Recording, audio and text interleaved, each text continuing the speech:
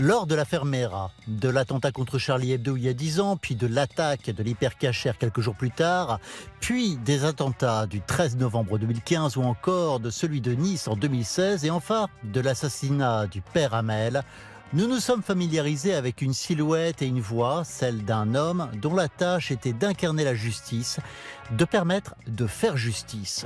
Aujourd'hui, le Jour du Seigneur reçoit François Molins. On se souvient tous du bouillonnement d'émotions qui a déferlé sur nous à l'annonce de ces terribles événements. Stupéfaction, effroi, peur, colère. Les attentes vis-à-vis de la justice sont quasi instinctives, espérant qu'elle nous donne un début de chemin vers l'apaisement. Mais, ne nous y trompons pas, souvent se glisse sournoisement dans cette attente quelque chose qui est plus du ressort de la vengeance. Comment François Molins, alors procureur de Paris et qui fut donc souvent l'un des premiers sur place pour en constater l'horreur et aux premières lignes des pressions politiques lui demandant des résultats, trouve-t-il les repères pour rester fidèle à sa mission? La réponse est certainement du côté de ses convictions, l'idée qu'il se fait de la justice et de la vérité, mais aussi, sans doute, du côté de sa foi, et c'est notre dossier du jour. Et je vous souhaite une très bonne année 2025 au nom de toute l'équipe du Jour du Seigneur, année que nous avons placée sous le signe de l'espérance en ce jour de la fête de l'Épiphanie que nous célébrerons dans 30 minutes du côté du 19e arrondissement de Paris. Bonjour à tous et bienvenue. Bienvenue à vous, François Molins. Bonjour. C'est une grande joie de vous recevoir ce matin sur le plateau du Jour du Seigneur. Nous allons commencer cette année ensemble. Magistrat à la retraite, ancien procureur de Paris, vous avez été la voix, on l'a entendu dans l'éditorial d'Éric Payet, la voix et le visage de la lutte contre le terrorisme et de la justice pendant des années particulièrement sombres en France. Je conseille d'ailleurs à nos téléspectatrices et téléspectateurs ce livre au nom du peuple français. C'est aux éditions Flammarion. Il y a plein de souvenirs à vous, d'anecdotes, de réflexions aussi sur l'état de la France, sur la justice. J'aimerais qu'on commence par une photographie. Regardez cette photo. Elle date de mars 2012. C'est au cours de l'affaire Mera, après la mort de Mohamed Merah, ce terroriste à Toulouse. On vous voit entouré de micros, de caméras. On a voulu montrer cette photo parce qu'on vous connaît en fait. Comment vous gériez cette relation avec les médias et donc avec le peuple français? En fait, d'abord, il faut savoir que le procureur est le seul à pouvoir parler d'une enquête et que la loi lui donne même le monopole à la communication sur une enquête judiciaire. Et dans le cas d'attentats terroristes, et notamment d'attentats terroristes majeurs, vous les avez cités tout à l'heure, on a très vite pris conscience du caractère, j'allais dire, impérieux et vraiment majeur de l'intérêt de la communication. Un attentat terroriste comme Mera, comme Charlie Hebdo, comme Vendredi 13, comme Nice, comme le père Hamel, ça vous cause une forme de situation de chaos dans laquelle, effectivement, chacun est véritablement profondément traumatisé. Tout le monde se souvient, en général, de ce qu'il faisait à ce moment-là. Et face à cette situation de chaos, il faut, j'allais dire, nommer les choses. Et il faut délivrer une parole qui soit claire, qui soit précise, qui soit objective, qui soit rigoureuse, qui soit vraie, et qui réponde aux besoins de nos concitoyens de savoir ce qui s'est passé. Et qui les rassure aussi sur le fait que les institutions, et donc la justice, moi, pour ce qui me concernait, faisait son travail et assumait ses compétences. Donc nommer les faits et désigner les coupables. Donc pour vous, c'est une parole de vérité? C'est une parole de vérité. Et il faut que ce soit une parole de vérité. J'aimerais qu'on voit maintenant d'autres images. C'était il y a déjà 10 ans, le 7 janvier 2015. On vous voit là, voilà. Vous sortez des locaux de Charlie Hebdo où vous avez fait face à l'horreur du terrorisme. Vous étiez dans quel état d'esprit à ce moment-là? J'ai été appelé, alors que j'étais en réunion, effectivement, parce qu'il y a eu des coups de feu à Charlie Hebdo qu'il y aurait un mort. Donc j'ai très vite compris, en réalité, le degré de gravité. Je suis allé immédiatement sur place. J'ai retrouvé le directeur de la police judiciaire. Et puis, au bout d'un moment, je pense au bout de quelques minutes, on fait ce qu'on fait toujours quand on est procureur. On va sur la scène de crime. Ça fait partie de nos responsabilités. Et vous en ressortez comment? Vous voyez un carnage? Moi, je suis arrivé effectivement sur le pas de la salle de rédaction. Donc j'ai vu effectivement un carnage, une odeur indicible. Enfin, j'ai raconté tout ça dans mon livre. Et comment j'ai géré ça? En fait, moi, dans ce genre de situation, je m'accorde 1 ou 2 minutes où je sors de mon office professionnel. Et en fait, j'ai prié devant la salle de rédaction. Donc j'ai prié notamment pour les familles des victimes qui étaient là. Et ça a été ma façon, moi, de gérer mon émotion. Et c'est quelque chose qui n'est pas prémédité du tout. Hein. C'est à la fois une forme de refuge et quelque chose qui était irrésistible. Et au bout d'1 ou 2 minutes, je suis revenu à mon office professionnel. Donc je savais que j'avais des compétences à exercer et je les ai exercées comme j'ai pu. Regardez, là, vous pensez à quoi à ce moment-là? Vous avez prié? Non, là, je suis déjà sorti. Mais effectivement... On voit qu'on a mes 2 collègues aussi derrière aussi, hein, la procureure adjointe et la chargée de communication. On voit des visages un peu ravagés, quoi. C'était il y a 10 ans aujourd'hui. Il y a 10 ans. Tout à l'heure, nous allons fêter la fête de l'Épiphanie. L'Épiphanie, pour vous, qu'est-ce que ça représente en tant que croyant dans ce contexte-là et dans ce que vous avez vécu? L'Épiphanie, c'est l'une des premières manifestations de Jésus à travers son adoration par les mages. Hein. Mais c'est une image, en réalité, qui est à l'opposé de tout ça. Pour moi, Charlie Hebdo, Vendredi 13, le Père Hamel, ça incarne un peu quelque part le mal absolu. Et ça renvoie à une image de la religion, en réalité, qui est pour moi totalement manipulée. Manipulation qui, en fait, engendre la violence. Et donc, c'est à l'opposé, en réalité, des valeurs de paix, de dialogue, de justice auxquelles je crois profondément. Regardez ce que dit la Bible sur justement la question du mal dans la Bible. La justice mène à la vie, qui poursuit le mal va vers la mort. Oui, c'est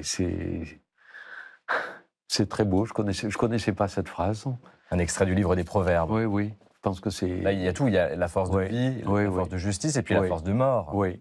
Elle existe, cette force de mort. Oui, bien sûr. Mais bon, on est confronté au mal tout le temps quand on travaille, quand on est magistrat. On est confronté au mal et à la violence. Mais on a aussi un regard, j'allais dire, un peu distancié par rapport à ça, parce qu'on voit beaucoup d'horreur, on voit beaucoup de violence, et on se rend bien compte, effectivement, mais la phrase le résume bien, hein, je pense qu'en tout être, en tout homme, en toute femme, il y a un désir de bien, et il y a aussi un penchant vers le mal. Et je pense que personne n'est parfait, personne n'est tout à fait bon, ni tout à fait mauvais, et on est en permanence, en réalité, dans cette quête, effectivement, du mieux et du bien. Mais il y a aussi des situations, effectivement, dans lesquelles, encore une fois, on peut être confronté à ces situations de mal absolu, effectivement, qui conduisent vers la mort. Ça existe. Ouais. Ça existe. Et heureusement, il y a aussi de la lumière dans ces situations vraiment terrifiantes. Aux attentats de janvier 2015 ont suivi, bien sûr, les attentats de novembre 2015, une année terrible. Des centaines de victimes, on s'en souvient, et un quartier a été particulièrement marqué par cette vague terroriste, le 11e arrondissement de Paris. On vous a vu sur ces images sur le boulevard Richard Lenoir. C'est juste à côté d'une église, l'église Saint-Ambroise, avec encore aujourd'hui là-bas une lueur d'espoir, mais aussi ce souvenir de ces attentats terrifiants.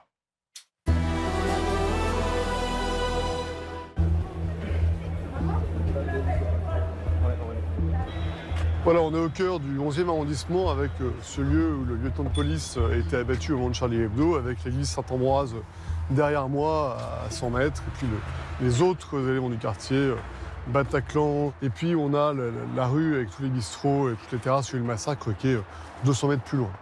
On a vu pendant des mois et des mois l'émotion des gens avec des photos, des fleurs, beaucoup de bougies, qui étaient dans ce quartier à même le sol. Saint-Ambroise, physiquement c'est la paroisse la plus près et qu'on voit assez facilement d'ici. Donc les gens sont venus spontanément là-bas. Donc en fait, on n'a pas choisi quelque part, on était naturellement désignés pour faire ça.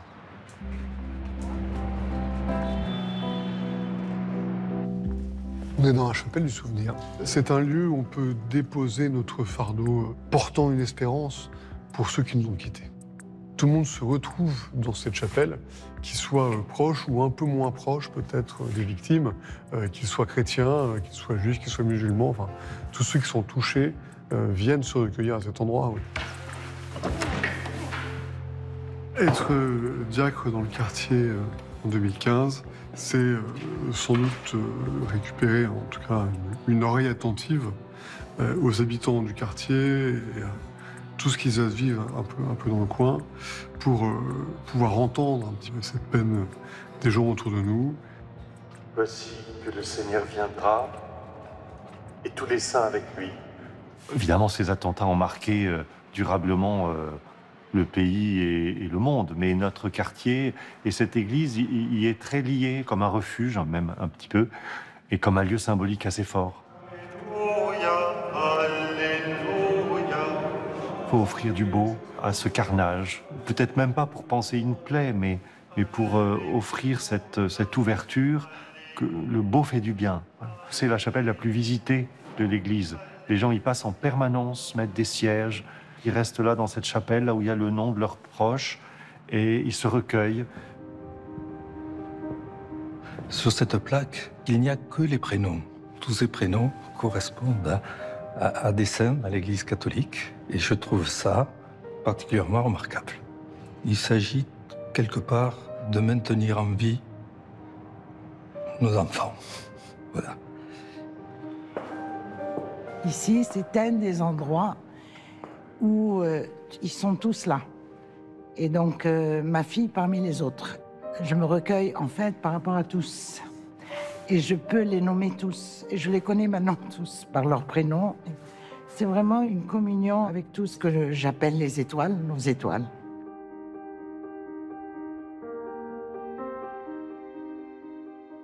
François Molins, qu'est-ce que vous avez envie de leur dire à ces familles de victimes, à cette maman, par exemple, endeuillée, 10 ans après? D'abord, je ne savais pas qu'il y avait cette liste des prénoms des victimes dans l'Église. Je pense que j'irai. Vous voyez, je l'ignorais. Mais je pense qu'il faut garder l'espérance. Hein, et moi, je vois régulièrement des familles de victimes à l'occasion des commémorations. Donc j'ai l'occasion de parler. Ce que je peux leur dire, c'est que j'ai toujours ressenti beaucoup d'empathie à l'égard de ces familles, de ces victimes. Et je pense qu'il faut effectivement les entourer, leur parler et les aider effectivement autant qu'on peut à se reconstruire. Et je sais que c'est souvent difficile. Vous, votre espérance, vous la trouvez où en vous, ou comment vous arrivez à faire jaillir de la lumière dans cette litanie d'horreur? Moi, je crois d'abord, bon, il y a ma foi chrétienne, je pense, m'a aidé. J'ai toujours eu une vraie foi dans ce que je faisais, dans mon travail, et une vraie passion pour la justice. Donc c'est quelque chose qui m'a en réalité beaucoup aidé, en contribuant effectivement à je suis résilient. Et je me suis rendu compte qu'avec la foi et la passion que j'avais pour la justice, les difficultés ne m'abattaient pas, mais me revigoraient. Parce que quelque part, plus j'allais être confronté à des difficultés, plus j'allais avoir de problèmes, et plus j'essayais de me renforcer pour essayer de les surmonter. C'est comme ça. Et puis, je crois que j'ai aussi tiré beaucoup de force de l'équipe dans laquelle je travaillais. Parce qu'on parle toujours du procureur, mais le procureur, c'est une équipe qui est entourée de magistrats, et je crois beaucoup aux vertus du courage collectif. Et à l'époque, on a eu conscience des enjeux qu'on devait relever, et je pense que collectivement, on a été courageux et que ça nous a beaucoup aidé à affronter ces épreuves. Et avec de l'empathie, c'est-à-dire que la justice, qui est aussi une machine, oui. Il faut y mettre de l'empathie. Oui, je pense. C'est possible. Oui.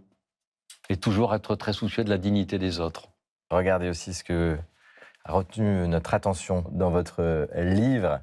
La première des vertus, celle qui sous-tend toutes les autres, c'est le courage, dites-vous. Oui. Mais je pense que si vous n'avez pas de courage, c'est difficile d'exercer les autres vertus qu'on attend de vous en termes de justice, en termes de loyauté, en termes d'impartialité. Le courage est nécessaire, effectivement, je pense, à la mise en œuvre des autres.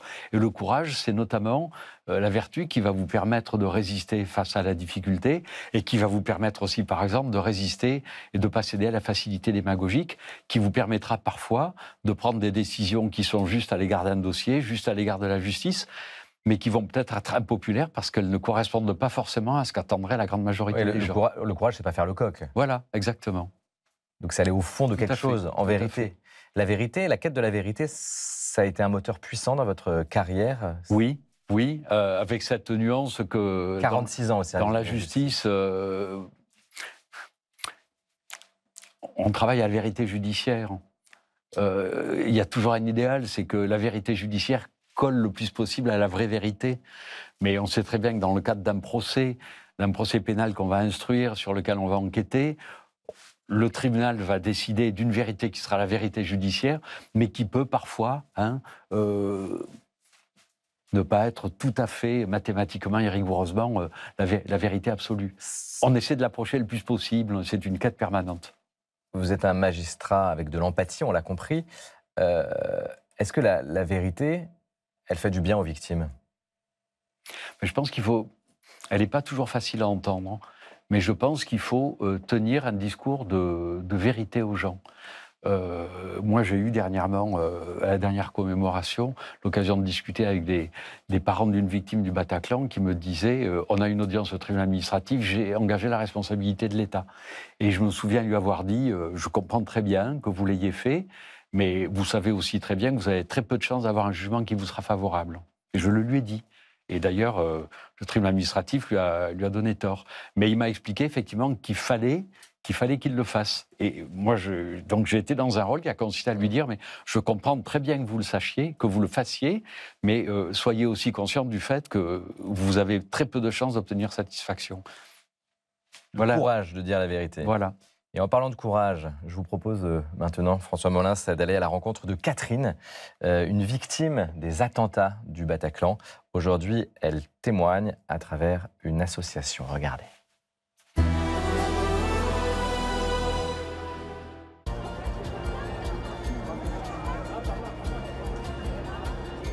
Je m'appelle Catherine Bertrand, je suis illustratrice, j'habite en région parisienne. J'ai été victime de l'attentat du Bataclan le 13 novembre 2015. J'ai été atteinte de troubles de stress post-traumatique et depuis 2 ans, je suis vice-présidente de l'AFVT, l'Association française des victimes du terrorisme.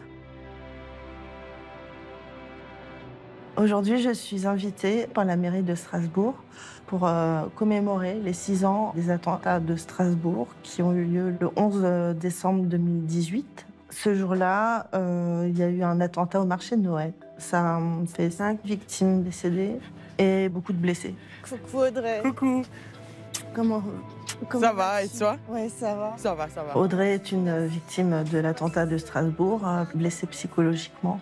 C'est important pour moi d'être là pour elle et pour toutes les victimes. Mon rôle est de représenter l'association un peu partout, notamment dans les commémorations des attentats en France et aussi à l'étranger s'il y a des victimes françaises. Strasbourg, mon amour, tes rues et tes détours, tes axes. La plupart du temps, les victimes sont traumatisées, sont choquées, sont en état de pouvoir rien faire pratiquement. Et donc c'est pour ça que nous, en tant qu'association, nous sommes là pour leur dire, voilà, ça c'est urgent de le faire. Par exemple, la démarche pour le fonds de garantie, c'est urgent. La démarche d'aller voir un psychologue, c'est urgent, parce qu'il faut en parler. Ça me paraît important d'être là, au moins aujourd'hui.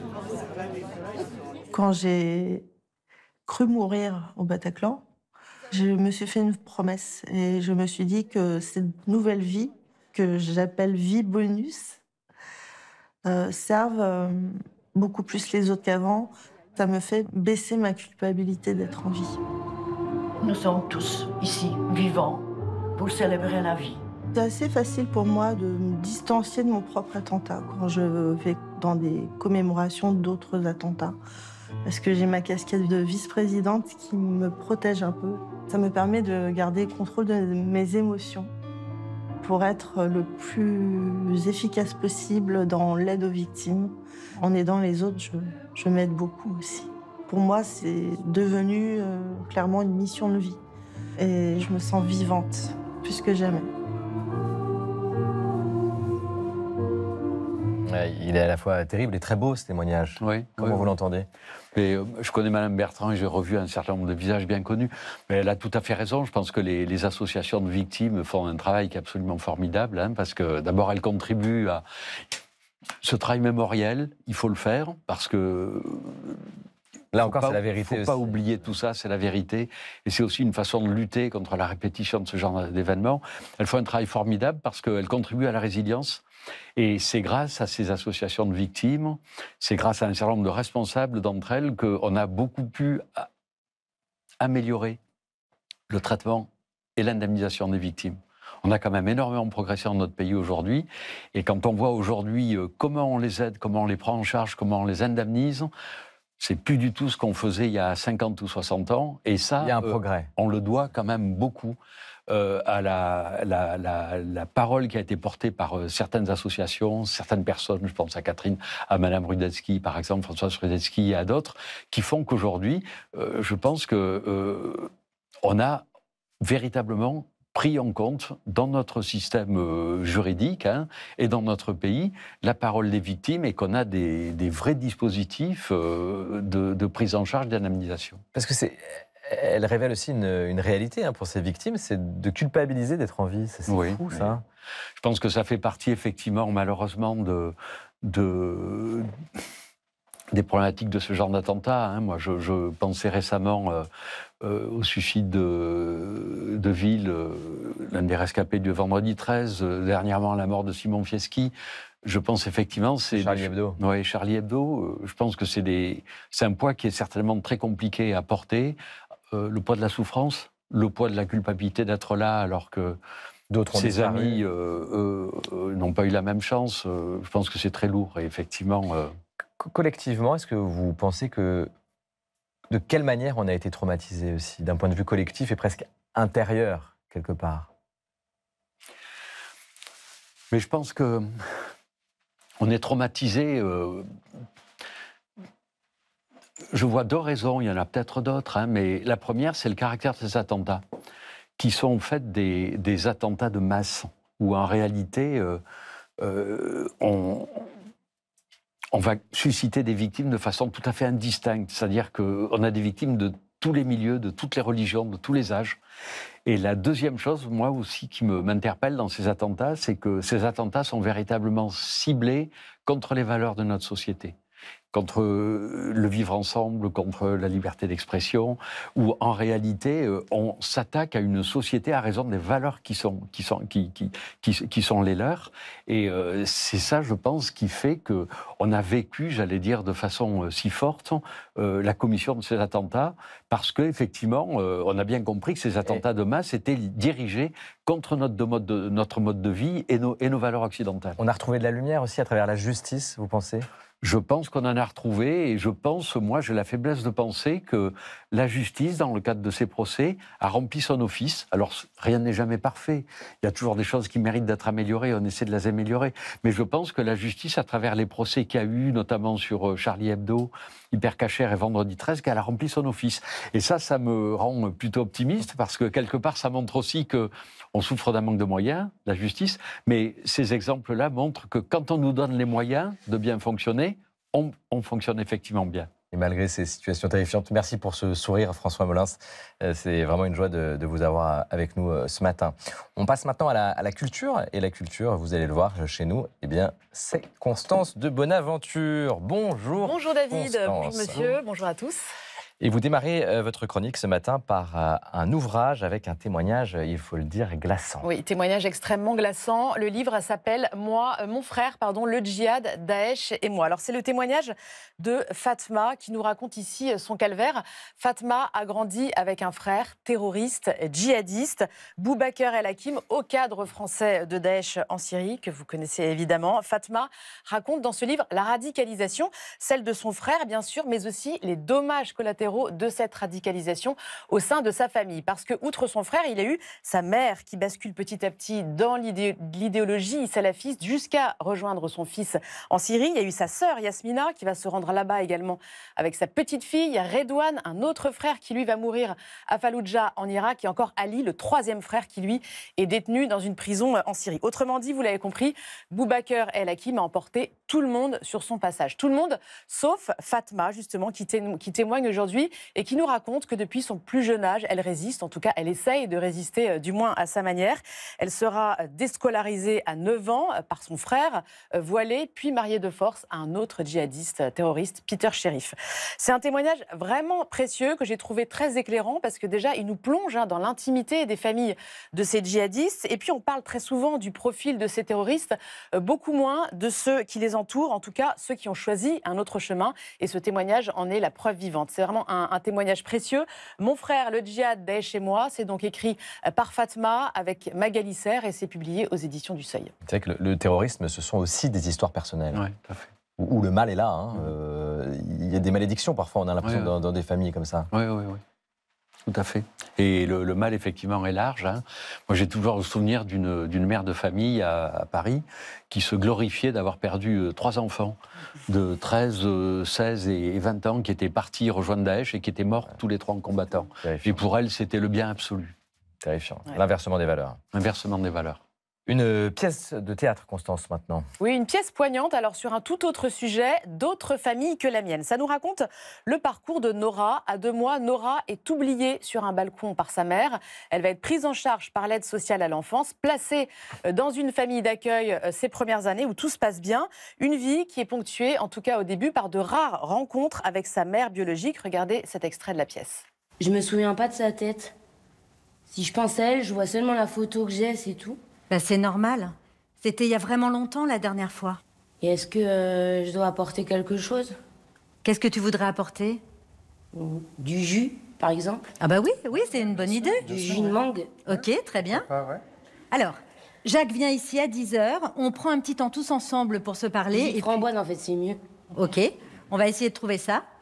Donc Jacques passe ici, on prend un petit temps tous ensemble pour se parler. C'est plus simple, en fait, ce sera plus simple. Ok. Tu as besoin qu'on parle du jus? Oui, j'ai besoin qu'on parle du jus. Alors un jour, Nora va devoir se rapprocher géographiquement de sa mère. Elle va commencer à écumer différentes familles d'accueil, différents foyers.